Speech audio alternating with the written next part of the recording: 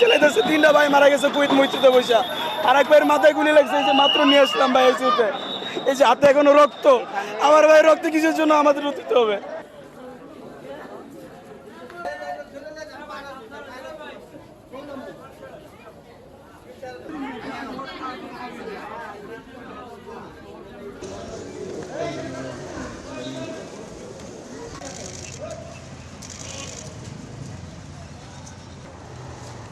আসেন হয়েছে, আসেন আসেন আসেন আসেন।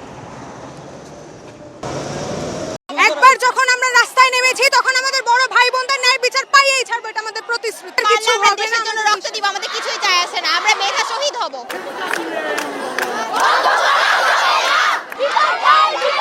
আমরা যেন এখন বাসায় যাই উইথিন 10 মিনিট। আমাদের টিচাররা কেন আমাদেরকে এভাবে বলবে? উনাদের সন্তানরা আজকে মারা গেলে উনাদের যখন সাসপেন্ড করে তখন তো আমরাই রাস্তায় নামি, উনাদের সাসপেন্ড করলে উনারা রাস্তায় নামায়। আমার ভাই মারলে আমি রাস্তায় নামতে পারি না, পুলিশ ঠান্ডা মাথায় খুন করে, এরপরেও কেন আমরা নামতে পারবো না?